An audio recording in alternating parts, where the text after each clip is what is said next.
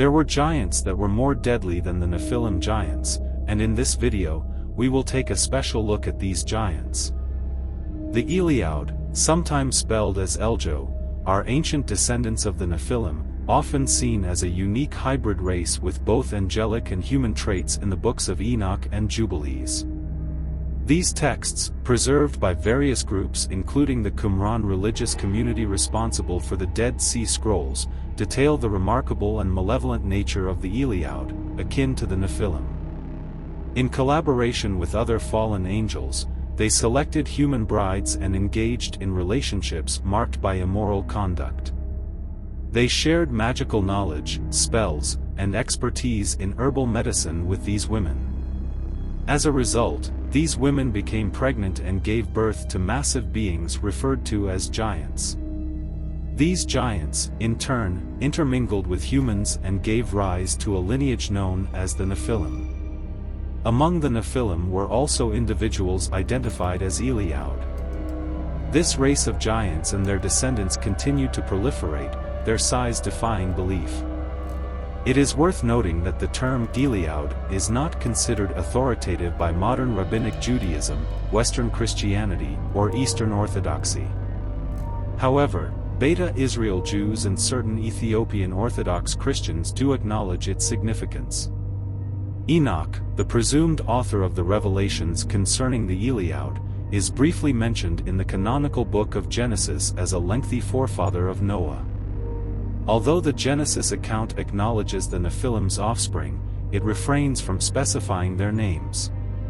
While these mentions of giants may seem to originally pertain to the Philistines rather than the Elioud, there is another biblical account, set in Gath, concerning a giant and his potential descendants, possibly the Anakim. This narrative is sometimes associated with the Elioud, who are described in this version as possessing 6 fingers on each hand and foot. Early leaders of the Christian Church during the 1st and 2nd centuries, along with the groups responsible for establishing the rabbinical Jewish canon, were familiar with the content of 1 Enoch and the Book of Jubilees, which included these stories. Initially, they acknowledged the authority of 1 Enoch as scripture. However, by the 4th century AD, influenced by a belief that angels were incapable of engaging in sexual activities, both Western Christianity and Rabbinical Judaism made the decision to exclude these texts from their official canons. A less literal interpretation of Genesis 6 verse 4 suggests a union between the sons of God, understood as the righteous descendants of Seth or those devoted to God, and the daughters of men, representing the ungodly descendants of Cain or those who do not share a faithful disposition. In contrast to 1 Enoch and the Book of Jubilees, the pseudepigraphic 2nd section of the Book of Adam and Eve adopts this more symbolic interpretation. The possibility of less literal interpretations for the term sons of God is challenged by the language used in 1 Enoch, which explicitly refers to the Elioud race.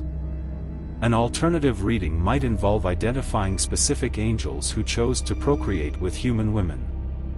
Certain interpretations of non-canonical texts suggest that the Gibberim, often referred to as giants, mentioned in the accepted Book of Numbers, are in fact offspring of unions between angels and humans. These offspring are identified as the Nephilim. In alternate scenarios, Gibberim are born from relationships between angels and human mothers, while Nephilim result from unions between human mothers and Gibberim fathers. A similar ambiguity is found in the non-canonical Book of Giants, fragments of which were uncovered among the Dead Sea Scrolls. For instance, a perceived inconsistency emerges in the translations of 1 Enoch 7 verse 2 and 7 verse 10 to 11 across Aramaic, Guizi, Ethiopian, and Greek sources. The passage describes how angels, referred to as the sons of heaven, became infatuated with human women and resolved to take them as wives to bear children. In the text known as Watchers, found within an Aramaic manuscript by J.T. Millick titled Aramaic Fragments of Qumran Cave 4, it elaborates that the angels selected wives, engaged in relationships, and shared teachings encompassing magic, incantations, and the properties of plants and trees. Subsequently, these women gave birth to giants. Divergences between the Greek manuscripts and the original Ethiopian version become notable at this point.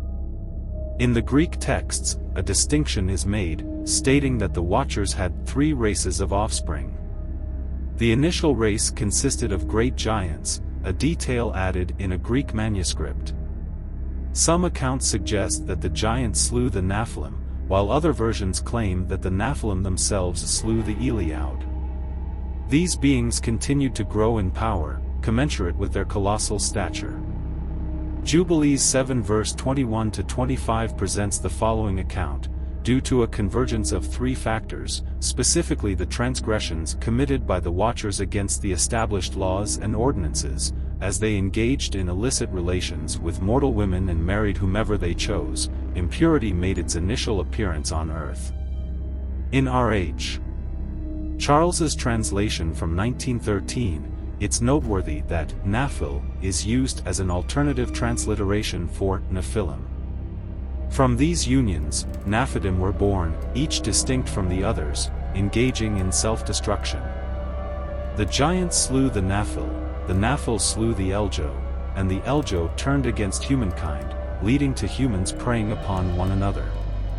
People then willingly indulged in sinful behavior, causing widespread bloodshed and spreading injustice throughout the world. This sinful trajectory extended to all living creatures, animals, plants, birds, and every moving creature on land.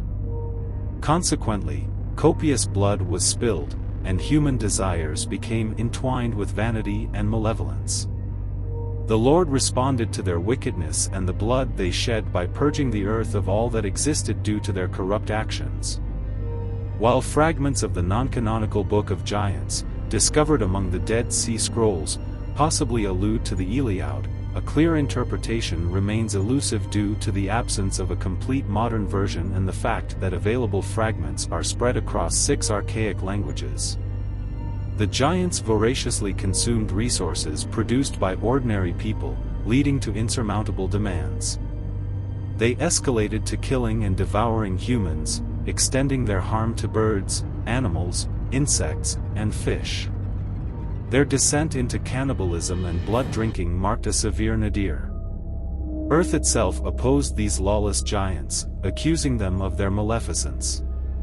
Observing from the sacred realm of heaven, Michael, Sariel, Raphael, and Gabriel witnessed an alarming proliferation of bloodshed and violence across the earth. The land became saturated with irreligion and iniquity. In response, they convened and communicated amongst themselves, acknowledging the earth's cry of suffering reaching the heavenly gates. The souls of humanity implored the celestial beings, entreating them to present their case before the Most High. They sought to lay bare their devastation, appealing for divine judgment and imploring the Lord of all lords to witness their plight. Drawing near to the eternal Lord, they addressed him with reverence, proclaiming, "You are the supreme deity, surpassing all gods, sovereign over rulers, the monarch of monarchs, and the God reigning across ages. Your majestic throne spans countless generations. Your name, sacred, exalted, and blessed, echoes through endless time. Creator of all, you wield dominion over every realm. Nothing remains concealed from your gaze, as all stands revealed in your sight. Your vision encompasses all, no secret eluding your knowledge. Your scrutiny has witnessed Osiel's deeds, unveiling wickedness upon the earthly plane. He has unveiled heaven's eternal mysteries, coveted by humankind for comprehension.